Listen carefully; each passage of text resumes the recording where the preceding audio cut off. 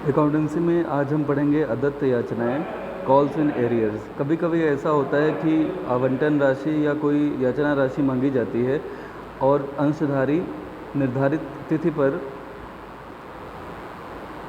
अपने दायित्व का निर्वहन नहीं कर पाते, अर्थात वह आवंटन राशि या याचना राशि का भुगतान नहीं कर पाते। ऐसी धनराशियों को हम अदत्त याचनाएं बोलते हैं, कॉल्स इन एरियर बोलते हैं। इसका जो अकाउंटिंग ट्रीटमेंट होता है वह दो तरह से हो सकता है। एक तो अदत्त याचना खाता ना खोलकर लेखा करना, और दूसरा अदत्त याचना खाता यानी कि कॉल्स इन एरियर अकाउंट खोल कर लेखा करना।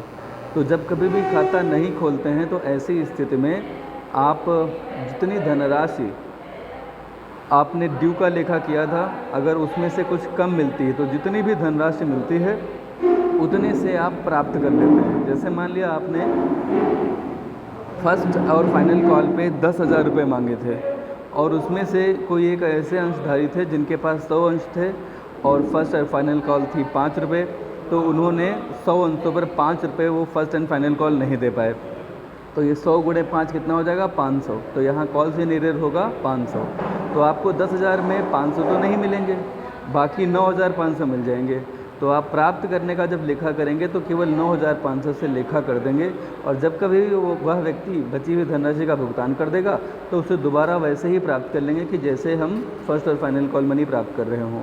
तो यहाँ ऐसी स्थिति में आप जो लेखा करेंगे वो क्या होगा? Bank account debit to equity share first and final call account 9,500 से। और जब कभी भी वो भुगतान करेगा 500 का तो फिर से यही एंट्री कर देंगे, bank account debit to equity share first and final call account 500 से। बस समझ में आ रही होगी। अदत्त याचना खाता जब खोल कर किया जाता है तो इसी एग्जाम्पल में जो मैंने आपको बताया, आप बैंक अकाउंट डेबिट करेंगे कितने से? 9,500 से। Calls in arrear account debit करेंगे कितने से? 500 से। और equity share first and final call credit करेंगे 10,000 से। तो बस इतना अंतर है। उदाहरण से हम समझ लें, एक्स लिमिटेड ने अपने 10,000 अंशों पर 2 रुपये प्रथम याचना की और एक अंशधारी जिसके पास 500 अंश थे उसने प्रथम याचना की राशि नहीं चुकाई, परंतु जब कंपनी ने 3 रुपये की अंतिम याचना मंगाई तो उसने सभी अदत्त राशि का भुगतान भी कर दिया।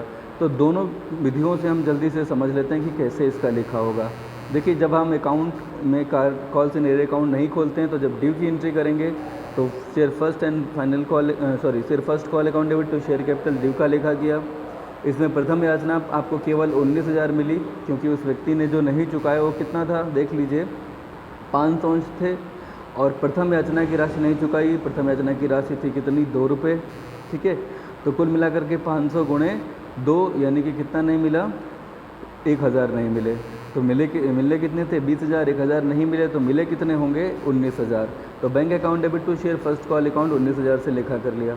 यहीं पे जब आप कॉल्स इन एरियर करेंगे तो बैंक अकाउंट 19,000, क्योंकि मिल तो इतने ही रहे। कॉल्स इन एरियर हो गया 1,000 और पूरा शेयर फर्स्ट कॉल कितने से कर दिया क्रेडिट आपने? 20,000 से। फिर आप फाइनल कॉल का ड्यू का लेखा करेंगे, ये तो जाहिर सी बात है 30,000 से होगा। लेकिन इसमें चूँकि उसने फर्स्ट कॉल मनी भी दे दी है 1,000, ऐसा कहा गया है क्वेश्चन में, तो आप देख सकते हैं बैंक अकाउंट डेबिट किया गया है 31,000 से। ये इसलिए क्योंकि शेयर फाइनल कॉल के 30,000 मिले, साथ ही साथ शेयर फर्स्ट कॉल के भी 1,000 मिल गए। लेकिन यहाँ पर आप ड्यू का लेखा सेम करेंगे, लेकिन चूँकि पहले ही आप शेयर फर्स्ट कॉल को पूरे 20,000 से क्रेडिट कर चुके हो तो आप शेयर फर्स्ट कॉल को दोबारा 1,000 से तो क्रेडिट कर नहीं सकते हो। तो जो आपने बदले में डेबिट कर दिया था कॉल्स इन एरियर के, उसी को आपको क्रेडिट करना होगा। यानी कि बैंक अकाउंट तो 31,000 से ही होगा, शेयर फाइनल कॉल का पैसा 30,000 मिला और ये माना जाएगा कि ये 1,000 कॉल्स इन एरियर के वापस मिल गए, क्योंकि आपने कॉल्स इन एरियर अकाउंट यहाँ पे ओपन कर रखा था। तो जो डेबिट होता है आज वो कहीं ना कहीं कल क्रेडिट होता है, ये नियम है।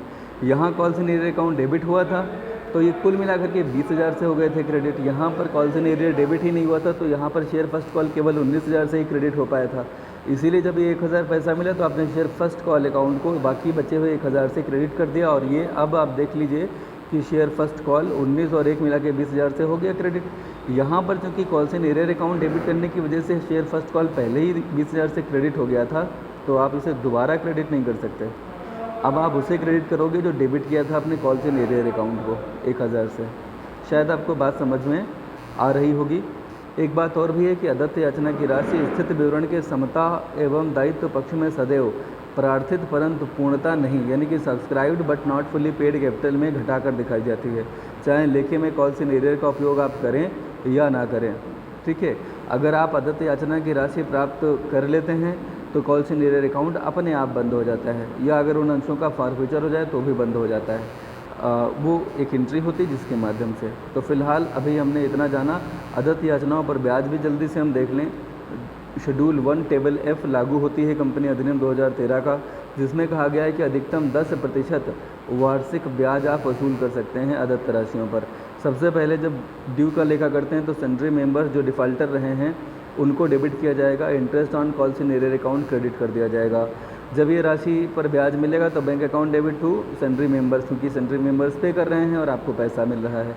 और ये जो interest on calls in arrear account है ये आपके लिए एक तरह की इनकम है और इसे statement of profit and loss में क्रेडिट कर देते हैं। उदाहरण नंबर 5 में भी यही किया गया है। 10 रुपये वाले 4000 सप्तांश निर्गमित किए गए थे। 2 आवेदन, 3 आवंटन, 5 प्रथम और अंतिम याचना पर पंकज रस्तोगी ने, जिनके पास 50 सप्तांश थे, आवंटन तथा याचना राशि का भुगतान नहीं किया। भागमल ने, जिनके पास 300 अंश थे, प्रथम अंतिम याचना राशि का भुगतान नहीं किया। आपको ये प्रविष्टि करनी है। एक एनालिसिस टेबल बना लेते हैं, ये इजी होता है थोड़ा सा। इससे देखिए, आपने यहाँ पर्टिकुलर का कॉलम लिखा, एप्लीकेशन, अलॉटमेंट और फर्स्ट कॉल डाल दिया। आपको पता है 4000 शेयर थे, एप्लीकेशन अमाउंट कितनी थी, 2 के हिसाब से 8000, अलॉटमेंट अमाउंट थी 12000 और फर्स्ट कॉल थी 20000। जिसमें से जो अमाउंट मिली वो कितनी थी देख लीजिए। 8000 मिलने थे, 4000 शेयर्स थे बेसिकली, मतलब एप्लीकेशन तो पूरा मिल गया। 4000 शेयर पर आपको मिलना था, लेकिन 50 वालों ने नहीं दिया तो 3950 पे मिला। 3 के हिसाब से कितना, 11850। तो कुल मिलाकर के कॉल्स इन एरियर कितना हो गया, 50 × 3 150। शेयर्स 4000 थे, जिसमें 50 ने तो दिया ही नहीं, 30 अंशों के धारक एक और जुड़ गए, तो कुल मिलाकर के 80 अंशों पर नहीं मिली फर्स्ट कॉल, और मिला कितना, 3920 पर। 5 के हिसाब से 19600। यहाँ कॉल्स इन एरियर हो गया 400। अब आप ये एंट्रीज फटाफट कर लीजिए। Bank account debit to share application 8000, application debit to share capital 8000। Allotment को ड्यू की एंट्री करी 12000 से, लेकिन इसमें जो मिली थी रकम आप पहले ही निकाल चुके हैं। Bank account debit to equity share allotment कर लिया। इसके बाद equity share final first call due किया है, और जब प्राप्त किया है तो वो भी। इस विधि में आपने कॉल्स इन एरियर अकाउंट नहीं खोला है। कॉल्स इन एरियर अकाउंट जब खोलेंगे तो 1 से 3 प्रविष्टियाँ सेम होंगी ज्यों की त्यों, लेकिन यहाँ जब आप रिसीव करेंगे अलॉटमेंट को तो बैंक अकाउंट डेबिट 11850 150 जो अपने कॉल्स इन एरियर की अमाउंट निकाली थी वो डेबिट किया, और इक्विटी शेयर अलॉटमेंट पूरे 12000 से।